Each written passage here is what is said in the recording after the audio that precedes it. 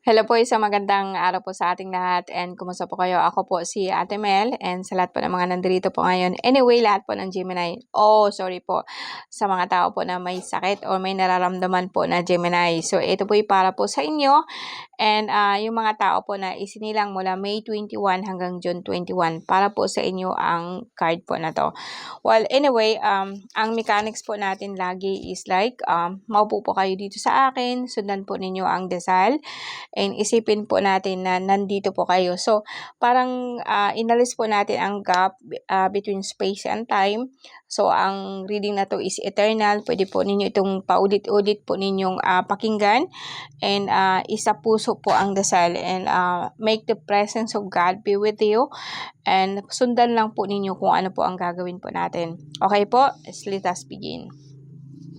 So, kung nakaupo na po kayo dito sa akin, isipin po ninyo na yung araw. Para po siyang flashlight, no? Grabe po gulat ko. Okay, para po siyang flashlight, no? Na kung saan, dito po sa ating noo, nakatutok po siya.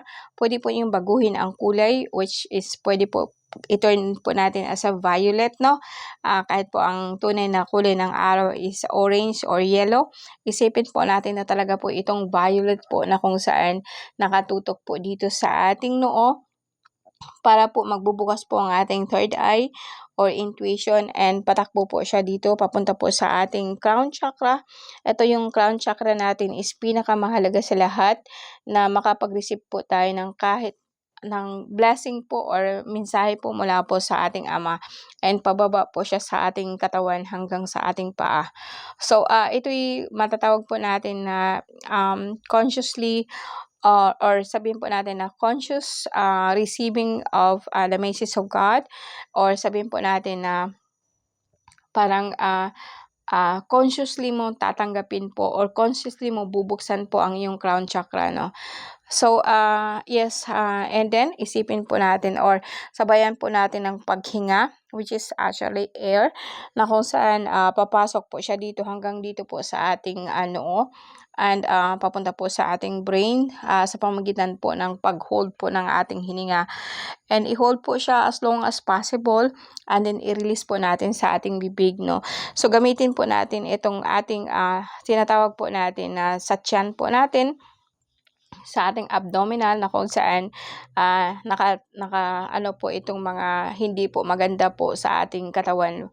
So isipin po natin na lalabas po siya consciously, isipin mo siyang lalabas po sa ating bibig. And ulitin po ninyo as much as possible, no? Maybe 10 times, no? Mas maganda, pero I will just give you at least 3. And gawin po ninyo siya umaga, gabi, hanggang sa magiging okay kayo. And actually guys, napakaganda po nito kapag ikaw hindi makakatulog.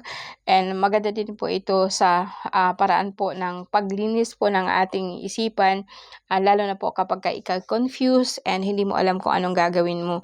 So gagawin mo lang po ang technique na to is napakalakas po niya. Ito po ang isa sa pamaraan pagbukas po ng ating third eye. Anyway, baka naman sabihin niyo, ma'am, ayokong buksan ang third eye. No, ang ibig kong sabihin is like, mabuksan po ang ating intuition po na makapasok po talaga ang mensahe po ng Ama na hindi na po kayo naguguluhan. Okay? So, let's begin. Okay? Let's begin.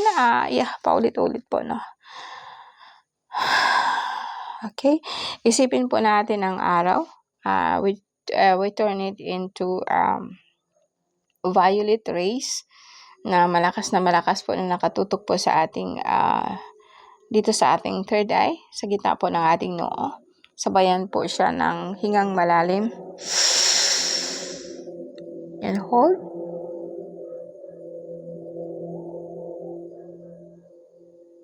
Release po.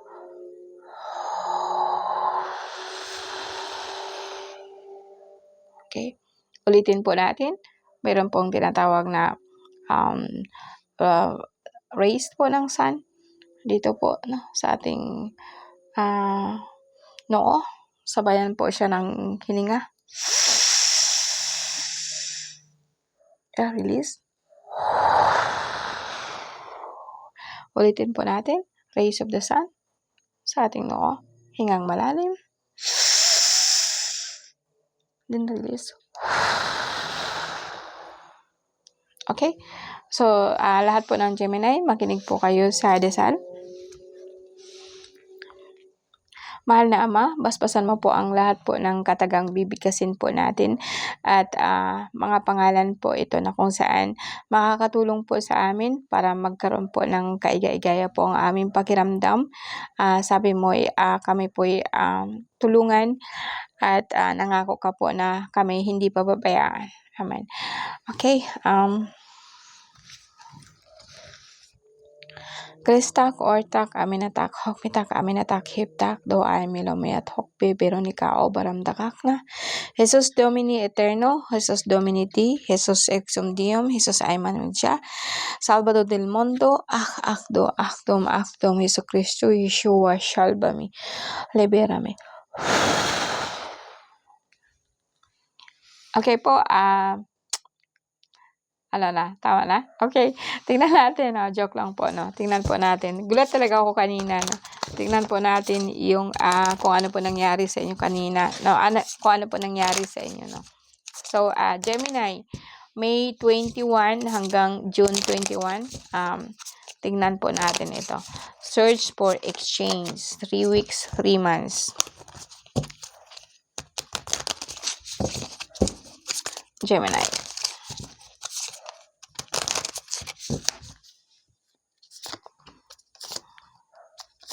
Ooh. So, itong Gemini na ito ngayon, para po ikaw nakatali, no? And, tingnan po natin ang susunod. So, tapusin po natin ito, no? And, sa itong tatlong cards po natin na spread para po makita natin kung ano po ang resulta. Madali lang po siyang anahin. And, okay. Okay.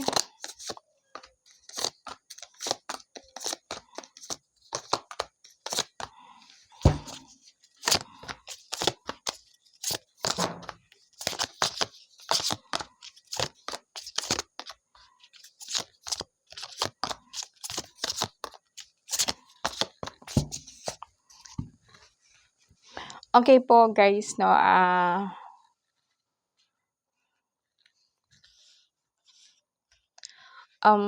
sa ngayon po, sa lahat po ng mga Gemini, no, ang una-una po natin dito is like, mayroon pong nagalit sa iyo, yeah, and may nakita din po akong, sa unang spread po ng card, wala po akong sakit na nakikita, kundi yun lang po na para po ikaw nakatali, masakit po ang buong katawan, no, lalo na po yung likod, but wala po siyang specific na sakit, no, and dito po sa pangalawang spread, makikita mo na po dito na parang masakit po ang paa mo.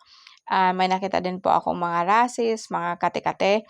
And medyo mataas po si sugar, no? And may problema po kayo sa lupa na kung isipin dito is like yung parang parang ang problema mo po is galing po sa ibang bansa at mag-asawa po sila, no. May nakita din po ako dito na problema po sa iyong throat, no. Throat chakra na parang nangangati po siya and hanggang dito po sa tagiliran po ng iyong tenga. May nakita din po ako dito na parang problema po sa uric acid, mataas po ang UTI mo or may tama po ang kidney mo. While sabihin po natin na hindi pa naman ito talaga kidney, kundi po para pong masakit po ang pag-ihi, parang mabigat po ang puson na kung saan parang may problema din po kayo, no. So may nakita po ako ditong gumagawa po sa inyo pero hindi naman po siya ganun kagrabe. May nakita din po ako dito na parang ang ginamit niya sa iyo is sinukuan. Well, unang-una po is parang yung tinatawag ko sa inyo na dito talaga po masakit siya, no, na, and then itong dito sa ilalim. So frozen shoulder, so pwede po siguro natin na suntok-suntokin, exercise and isipin po natin na hindi po tayo dapat matatali kasi tayo po binyagan, no? And nakikita ko din po dito na parang yes, may hangin po sa iyong tenga. May nakita din po ako dito na parang ang paa mo at sabi ko nga sa'yo is parang matutumba po talaga, no? So, dito guys, may nakita ako na problema sa sugar. So, bawas-bawas ka po sa pagkain po ng mga matatamis, lalo na po pagdating po sa kanin, bahaw ba, no? Huwag masyado pong huwag kang kumain po na sobrang busog, no? Sa lahat po ng mga Gemini, no? So far po guys is okay po, no? Hindi gano'n ka-okay, pero puwede ko na ring sabihin po na at least, ang problemang 'to is medyo hindi kasi maganda po ang ano ngayon, ang ano, yung tinatawag po nating Mercury, pababa na po kasi ang buwan, no. So, isipin po natin dito na, lagi pong, umiwas po, sa mga bagay po na talaga po nakaka-stress. Pero ang alam ko kasi sa Gemini is like ang mind po talaga is, jumping from one thing to another. Pero ito talaga is like purposely, 'no, parang may sumalakay po sa'yo na mga grupo po ng kung saan miyembro po ng kulto, o itong nakaaway mo is like miyembro po ng kulto. Dito naman kasi is purposely, etong babaeng 'to medyo may edad na, medyo maitim siya, 'no, na kung saan po, ito'y may mga alaga po na hindi po maganda talaga, 'no. Then, tumatawag po siya na kung saan, hindi maganda. Parang, yeah, sabihin natin na ito'y gusto na rin po niyang magpahinga, pagod na po siya, 'no, and, yeah, parang psychological effect. Etong mismong, gumagawa sa'yo is like gusto na po talaga niyang, magpahinga. Parang meron siyang mensahe sa'yo, pero di ko lang maatim kung ano po. Tingnan natin kung ano yung, mensahe po niya. May nakaengkwentro po yata kayo na mga negative energy lately, 'no, na kung saan parang hindi po siya taga dito, hindi po siya local, nasa ibang bansa po siya galing, 'no, or galing po ang energy po, galing po sa ibang bansa, no. Gemini, May 21 and June 21 para po sa inyo 'to. Okay, i-clarify lang po natin yung kanina, no. So, dito guys, 'no, may nakita po ako na talaga pong mataas po cholesterol niyo, kaya po kung minsan yung likod niyo talaga po masakit. And, meron po akong nakita po na, yeah, cholesterol, sabihin po natin na, lion po siya, 'no, and, para pong gumamit po siya ng kapangyarihan na kung saan, meron pong balanse po ng nature, which is, umatake po sila sa iyo. And, well, rather say na ikaw ba ang gumawa nito, 'no? Kasi parang gumamit ka po ng kapangyarihan na kung saan, nagkulong ka, o sabihin po natin na ikinulong mo po itong mga entity na 'to, 'no? Actually, mga iba't ibang klase po ng nilalang, 'no? And, ikumpleto ko po ito guys, 'no? So hindi ikaw. So eto, may sumalakay po sa inyo, 'no, may sumalakay po sa'yo na kung tawagin ko is like, medyo matanda na siya, medyo itim po ang itsura niya, but it's okay. Puwede pong sabihin po natin na itong paa mo talaga is masakit, 'no. Masakit itong paa mo, parang, ng ano siya, hindi maganda yung, daloy po ng dugo, and ito pong lower back po ninyo dito sa baba is masakit. And, meron ako nakita dito na manggagamot po talaga na nahihirapan, o sabihin po natin na nakabantay po siya sa'yo lagi, 'no. And, ito guys is, talaga pong negative energy sa lahat po ng Gemini ngayon, 'no. And, kumbaga sa akin may gumagawa po sa inyo na isang babae po na actually manggagamot din po siya, 'no.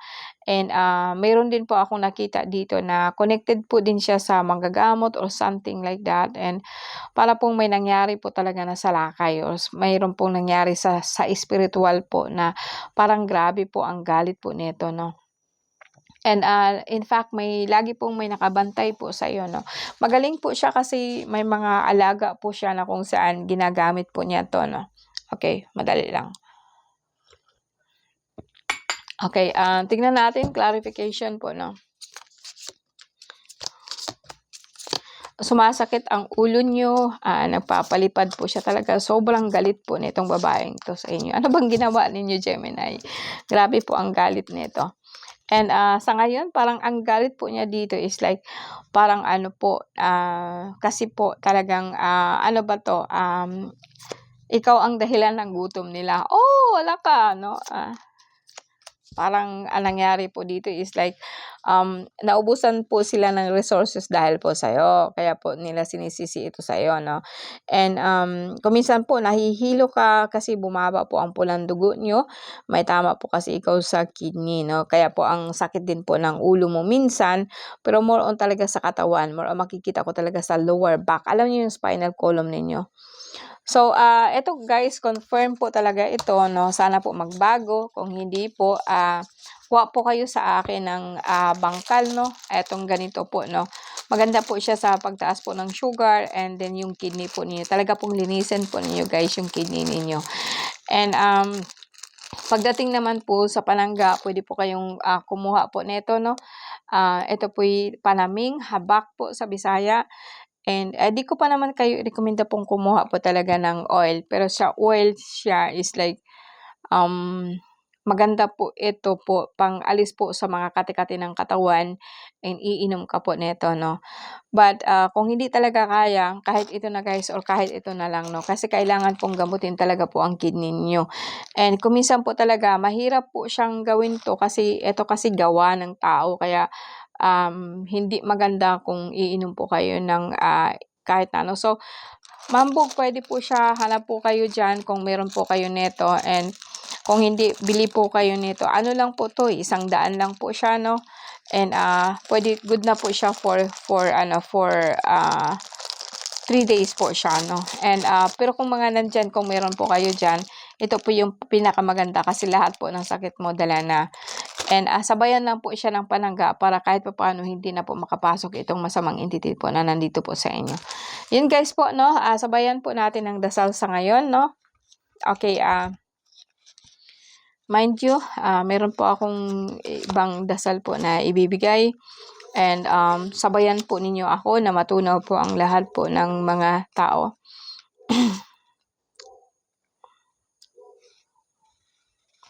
Okay po. Let us begin. Bow your head po na Diyos sa mga makapangyarihan. Alisin mo po ang lahat ng masama po na nasa aking katawan.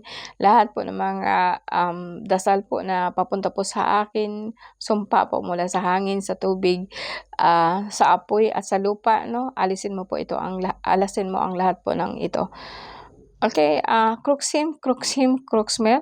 Moro axtum, mexwartem, mexabik sa pamamagitan po ng pangalan po ng Ama, Matamitam Mikam, Abyo Abya, Matamitam Mikam, Abyo Abya, Matamitam Mikam, Abyo Abya.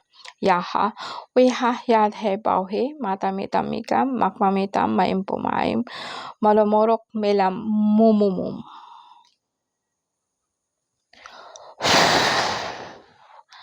Okay guys, salamat po sa inyo, sa lahat po ng mga nandito na Gemini. I think sa ngayon po medyo hindi maganda po ang nararamdaman po natin sa katawan. But dasal po tayo and kahit pa paano po is gamutin po natin sa pamamagitan po ng mga herbal. And dasal po. Maraming salamat po sa inyo and magandang gabi po.